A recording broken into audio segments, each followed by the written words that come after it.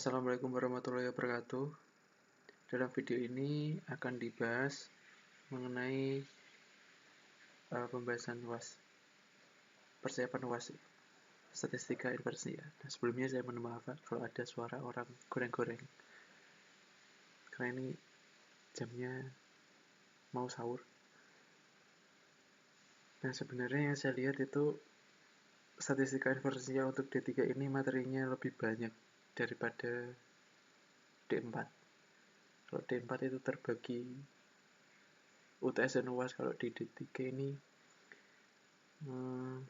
masuk ke UAS semua ya materinya, tapi nggak apa-apa.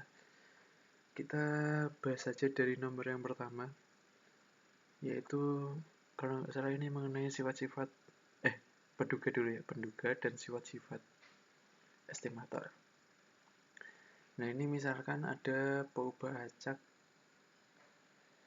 berdistribusi eksponensial theta dengan peluangnya ya kayak gini kan, distribusi eksponensial. Yang pertama, tentukan penduga momen. Yang kedua, tunjukkan bahwa penduganya tak bias. Terus carilah var theta cap, ya theta cap penduganya tadi, dan tunjukkan bahwa penduga itu konsisten. Nah, sebelumnya yang pertama kan disuruh mencari penduga momen ya. Dan metode estimator sendiri ada dua yang kita pelajari, itu menggunakan metode maksimum likelihood dan metode momen. Nah, kebetulan yang di sini digunakan metode momen yang kebetulan juga metode yang lebih mudah daripada metode maksimum likelihood. Nah, langsung saja. Yang pertama itu metode penduga momen. Metode penduga momen itu ada beberapa langkah yang harus kita lakukan ya. Yang pertama, menentukan mu populasi. Apa yang namanya dulu saya lupa. Momen populasi yang pertama, momen sampel yang pertama. Kemudian langkah ketiganya itu disamakan. Yang langsung saja yang pertama itu kita mencari momen. Nah, di sini. Nah, di sini kan ada parameternya cuma satu. Kalau parameternya jumlahnya cuma satu, biasanya itu sampai momen yang pertama aja. Nah, kalau misalnya nanti ditanya normal, ada mu, ada sigma kuadrat, parameternya itu nanti sampai momen yang kedua. Jadi kita selain mencari mu1, m1, kita juga mencari mu1, m2. mu2, m2. Nah, sedangkan kalau di sini cuma satu parameter, jadi cuma sampai mu1 dan m1. mu1 itu definisinya adalah ekspektasi x pangkat 1 atau ekspektasi x. Ekspektasi x dari distribusi eksponensial telah kita ketahui bahwa sama dengan theta. Jadi langsung saja kita bisa tuliskan theta di sini. Nah, yang kedua adalah momen ya. Momen yang pertama itu adalah sigma x i pangkat 1 per n atau sigma x i per n sama dengan x bar. Jadi momen yang pertama x bar. Untuk menghafalkannya, kalau misalnya momen populasi kedua berarti ekspektasi x kuadrat. Misalnya momen sampel yang kedua berarti ekspektasi momen sampel yang kedua berarti sigma x i pangkat 2 per n, kayak gitu ya. Karena ini cuma satu ya kayak gini, jadi theta dx bar. Kemudian disamakan. Momen yang pertama ini disamakan, dapatnya theta. Theta sama dengan x bar. Jadi theta, ini ada koreksi ya, teman-teman. Sebenarnya theta ME, momen. Theta cap ME sama dengan x bar. Dapat nomor pertama sudah dapat. Nomor yang B ini tadi ditanyakan, buktikan bahwa penduganya itu unbiased. Nah, salah satu dari sifat estimator adalah unbiased.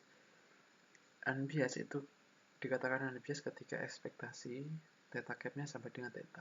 Nah, di sini konteksnya adalah theta cap-nya adalah x bar. Jadi kita mau membuktikan bahwa nanti apakah ekspektasi x bar sampai dengan theta. Nah, kita langsung saja di sini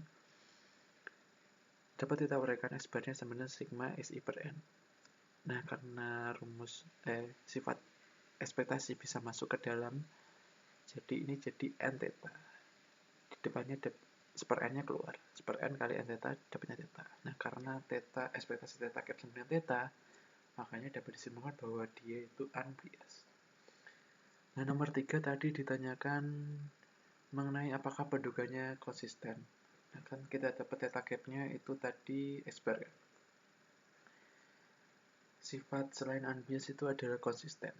Dikatakan konsisten ketika limit n menuju tak hingga dari MSE theta cap-nya sampai dengan 0. MSE theta cap adalah memiliki rumus seperti ini.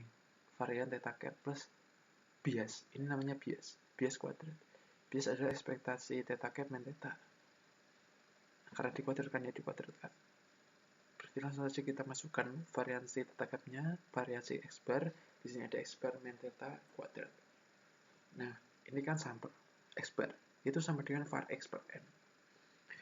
Ini cukup diingat-ingat aja, nggak apa-apa. Bisa juga dibuktikan. Dan ekspektasi X bar tadi udah kita buktikan bahwa sama dengan ekspektasi X min theta kuadrat.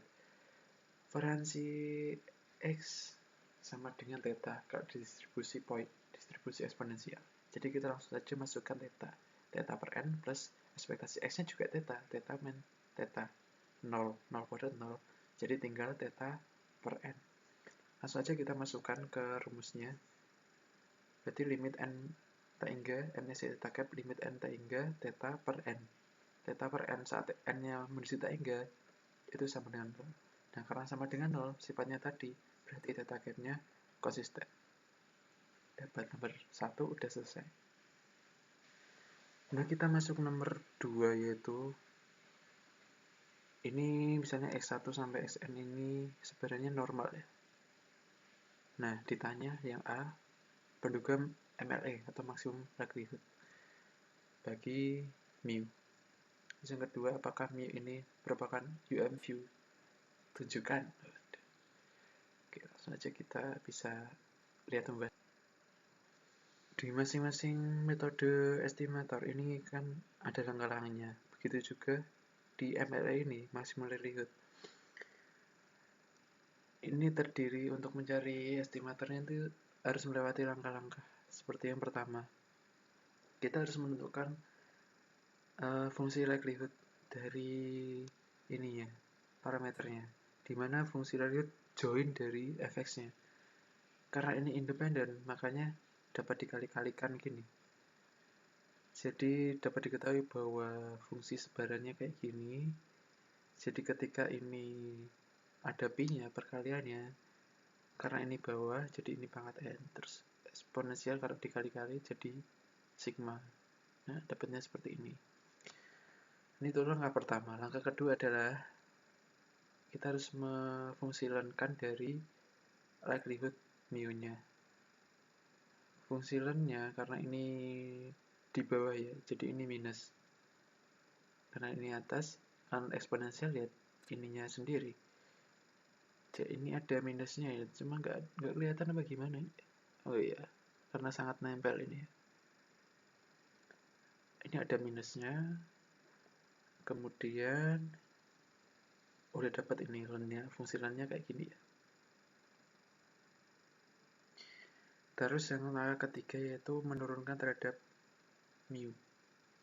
Terhadap mu dapat diturunkan, hasilnya yaitu seperti ini. Mu sama dengan X bar. Sehingga mu cap MLE sama dengan X bar. Dapat. Nah, yang kedua tadi ditanyakan mengenai apakah mu cap MLE itu UMView.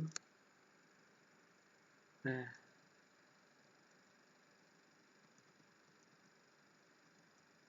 UMView sebenarnya itu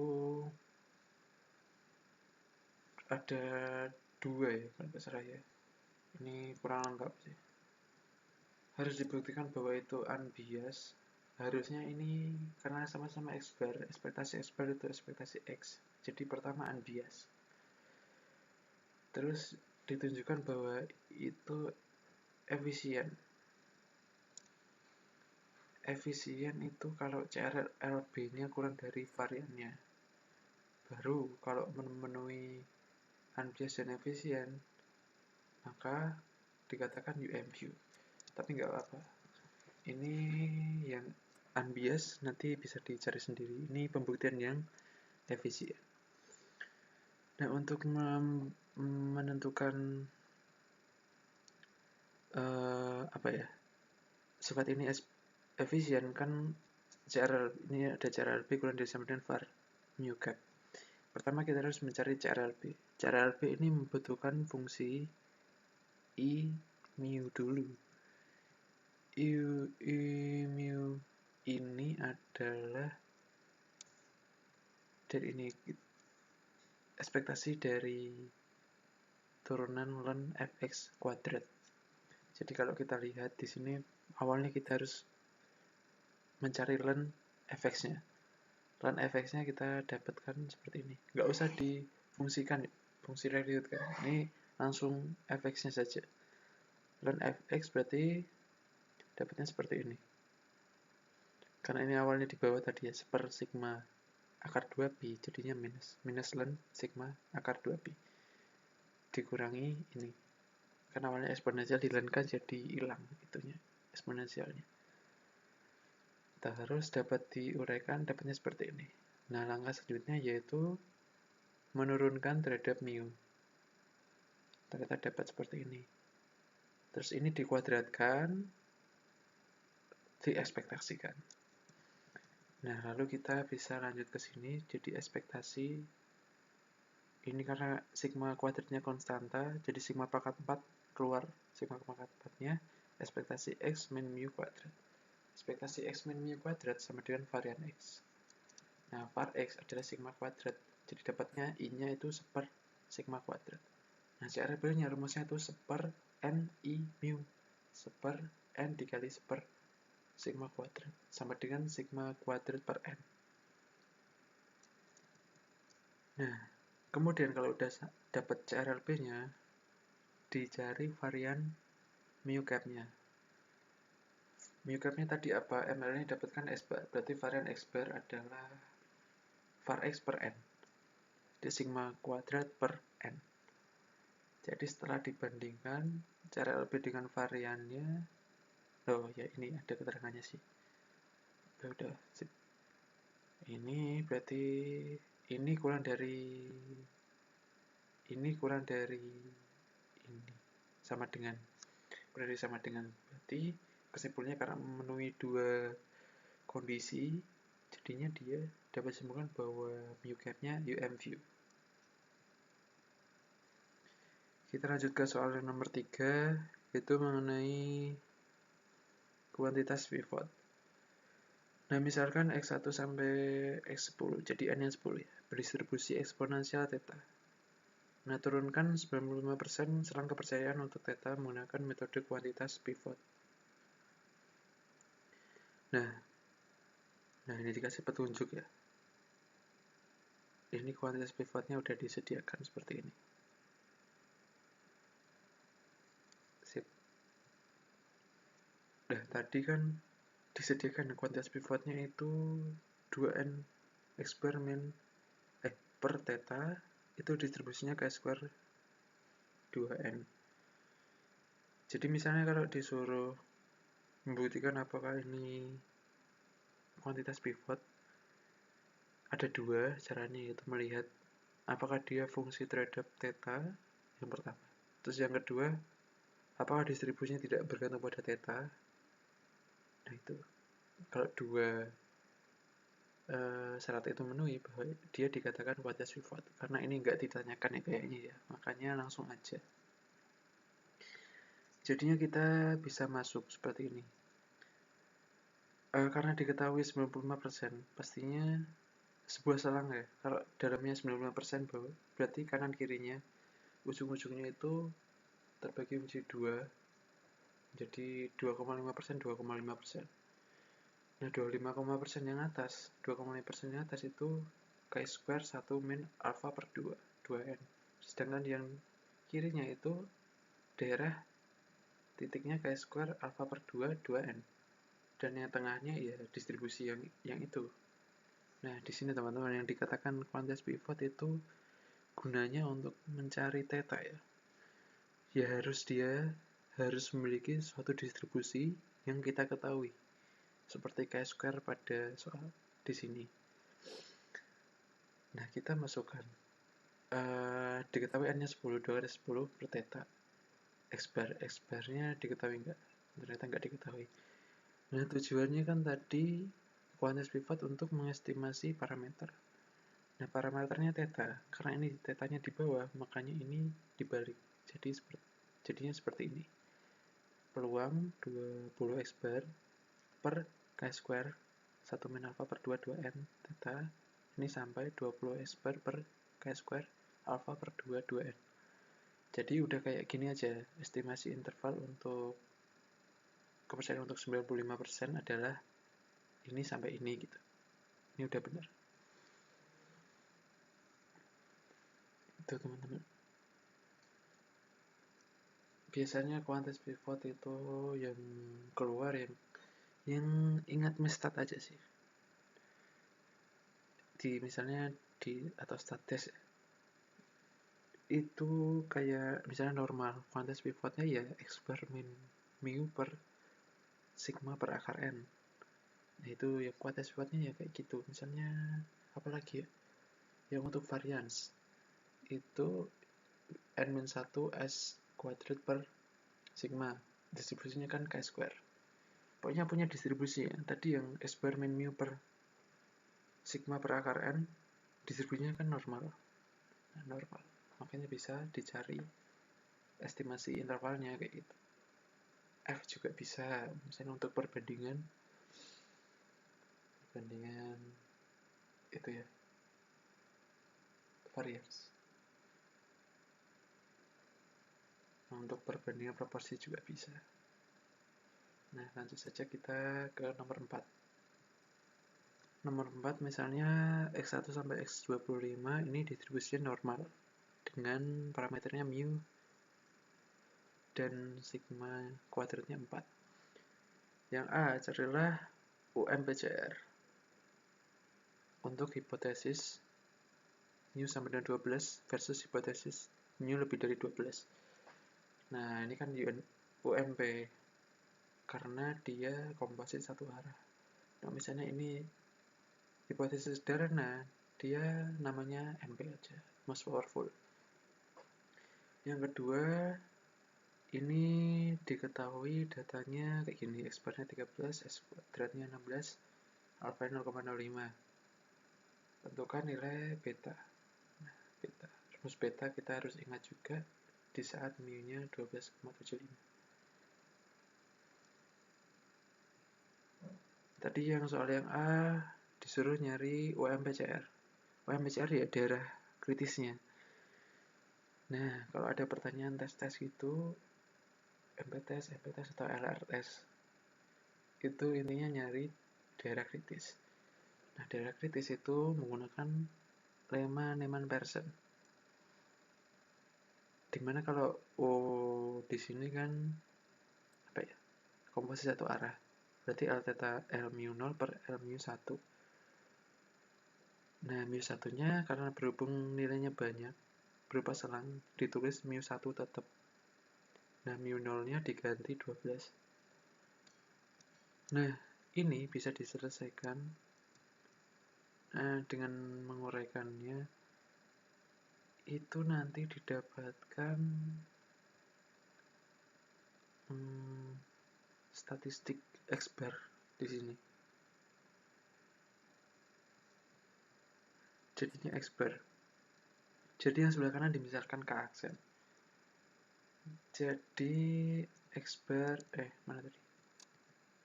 Nah, di sini X-bar lebih dari ke aksen. Tadi diketahui alfanya 0,5.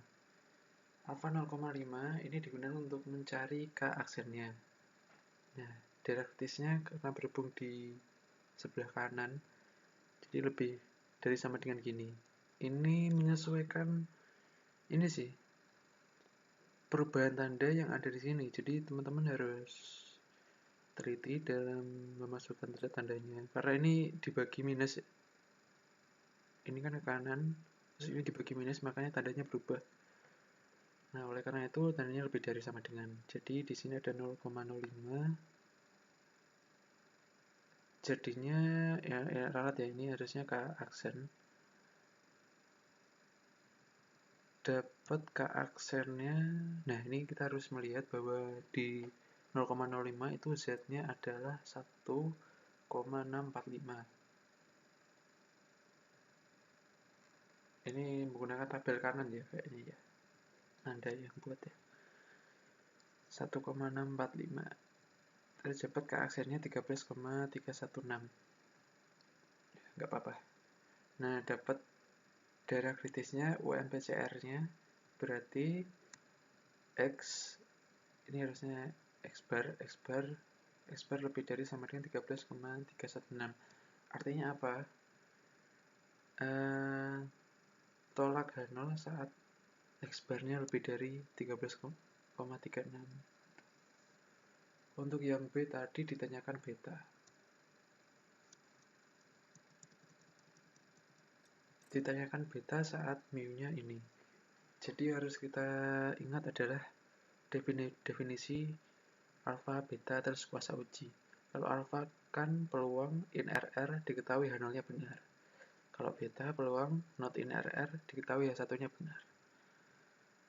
Not in RR karena tadi RR-nya itu lebih dari sama dengan 13. Oh, beta kan ya lebih dari ya.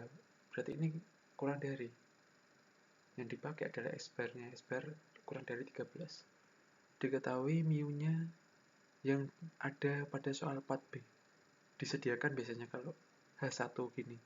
Kan konteksnya kalau UMP tadi H1-nya berupa serang. Makanya dia disediakan. H1-nya 12,75. Nah, ini menggunakan pendekatan T karena memang di soalnya disediakan T S kuadrat menggunakan S kuadrat. Jadi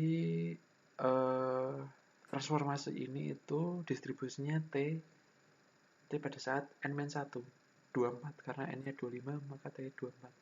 Jadi 13 min 12,75 per ini tadi S-nya 4 per akar 25. Dapat B-nya mungkin 0,625. Jadi itu teman-teman pembahasan untuk ini soal UAS yang pertama. Sekian, nanti ada part 2-nya. Saya tutup dulu. Wassalamualaikum warahmatullahi wabarakatuh.